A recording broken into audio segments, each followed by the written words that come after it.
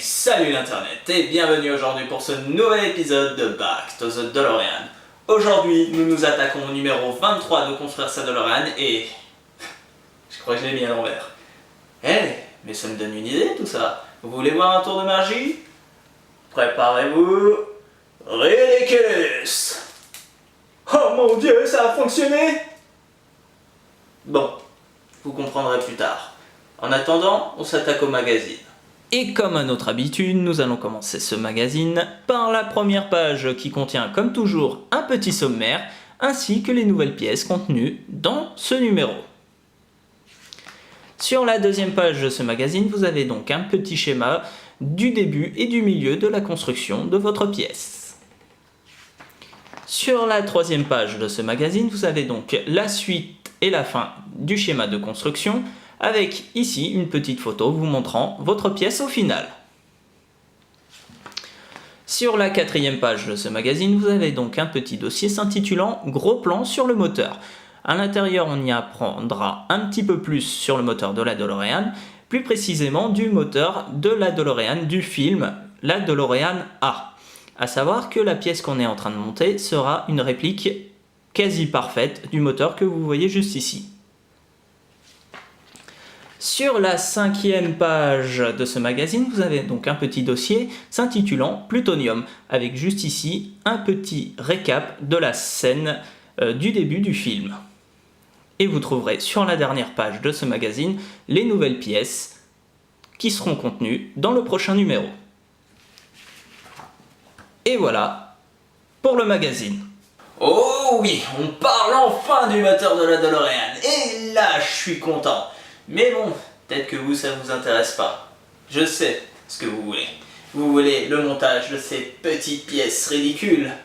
Et je dis ridicule pour une bonne chose. Tout simplement parce qu'il y en a beaucoup, je pense que vous avez compris, moins de pièces que dans les précédents numéros. Ce qui est peut-être une bonne chose, parce que vu comment c'était galère à monter... Bref, nous allons passer tout de suite à la construction. Et nous allons maintenant commencer à assembler le moteur. Pour cette première étape, vous aurez besoin de votre moteur, ainsi que du support latéral.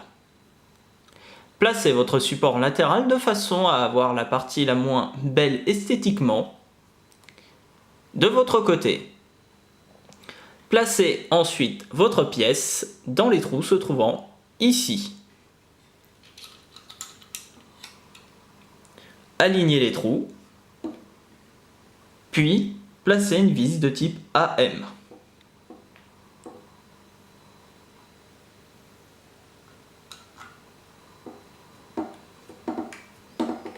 Serrez doucement pour éviter de casser votre pièce. Puis recommencez avec le deuxième trou.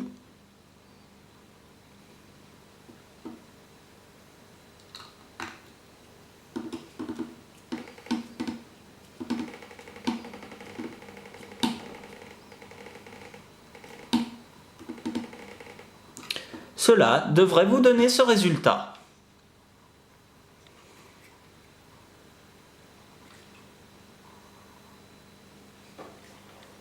Et pour la deuxième étape de ce montage, vous aurez besoin de la partie avant et arrière de votre distributeur. Placez votre pièce de façon à ce que les deux parties creuses se retrouvent cachées. Puis pensez à aligner les trous se trouvant ici et ici. Cela devrait vous donner ce résultat. Placez ensuite une vis de type AP dans le trou se trouvant juste ici.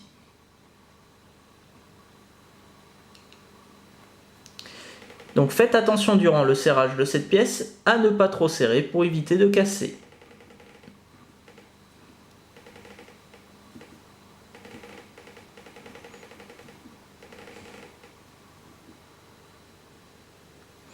Une fois la vis bloquée, pensez à raligner les trous. Cela devrait vous donner ce résultat.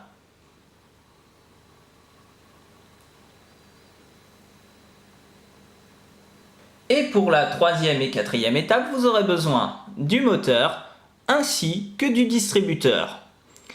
Placez votre distributeur de façon à ce que la pointe se retrouve vers vous. Placez le moteur pour qu'il soit exactement à l'identique. Placez ensuite les trous que vous avez alignés précédemment sur la pièce de l'étape 1, à cet emplacement.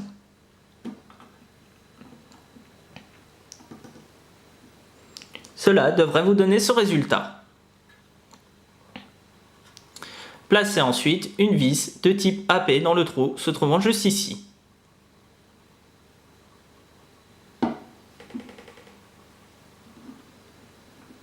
Serrez modérément pour éviter de casser votre pièce en plastique.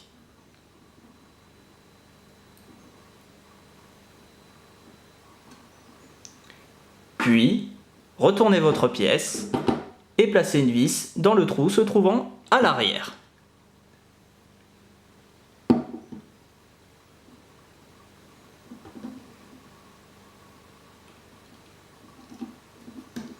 Puis pareil que pour la précédente étape, vissez doucement.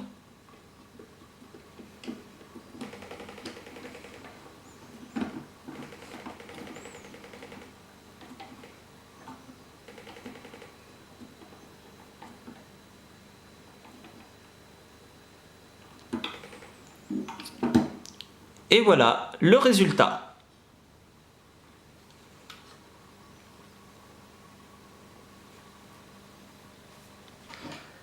Et pour la 5e étape de ce montage, vous aurez besoin de votre moteur ainsi que du support de distributeur. Placez votre support de distributeur de façon à ce que la partie la plus creuse se retrouve du côté du distributeur. Placez donc votre pièce de cette manière en faisant attention que ce trou se trouvant ici corresponde au petit téton se trouvant ici.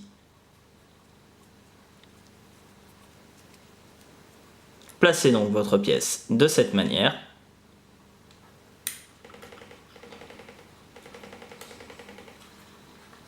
Puis forcez légèrement pour aligner les trous.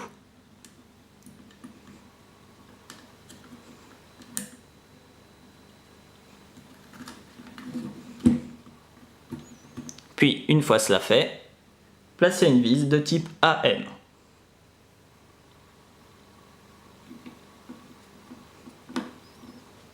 Serrez modérément pour éviter de casser votre pièce en plastique.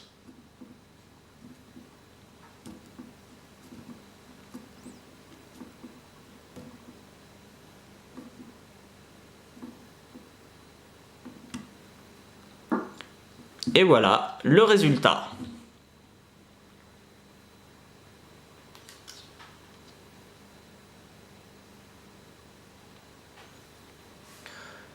Et pour la 6e étape de ce montage, vous aurez besoin de la jauge ainsi que de votre moteur.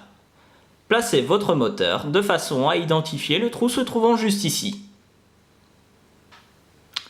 Placez ensuite votre jauge de façon à ce qu'elle rentre dans le trou.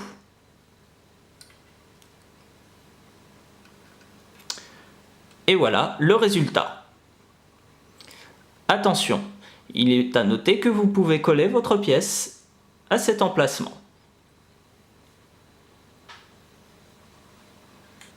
Et pour la 7e étape de ce montage, vous aurez besoin du moteur ainsi que du support de transmission.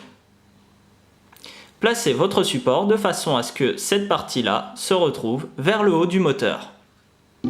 Placez donc votre moteur de cette manière et votre support comme ceci.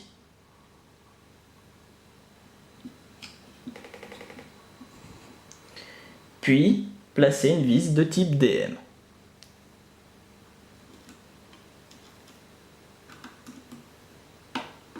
A noter que cette pièce étant en métal, vous pourrez serrer votre vis sans problème et sans risquer de casser votre pièce.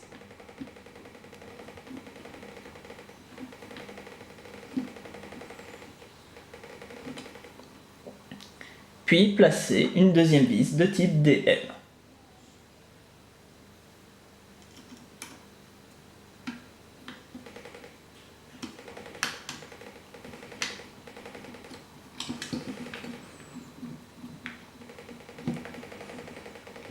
n'hésitez pas à changer de tournevis au besoin. Et n'oubliez surtout pas de bien resserrer vos vis.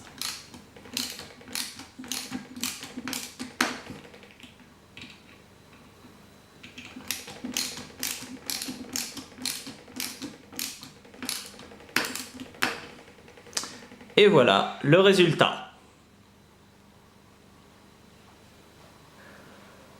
Et pour la 8e et dernière étape de ce montage, vous aurez besoin de votre moteur ainsi que de l'autre support de transmission. Pour finir, vous devrez tout simplement refaire la même étape que l'étape 7. Placez une vis de type DM dans l'un des deux trous.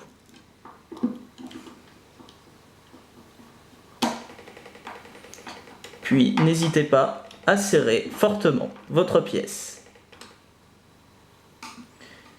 Placez ensuite une deuxième vis pour terminer votre montage.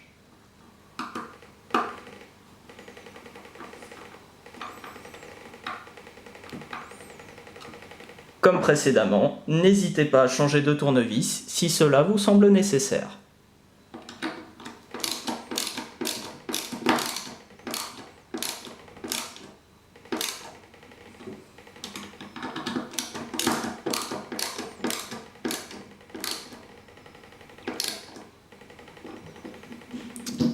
Et voilà le résultat.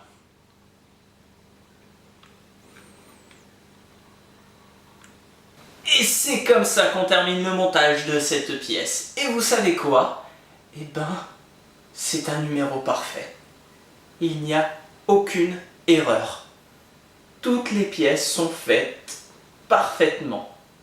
Bon, il y a du plastique, effectivement.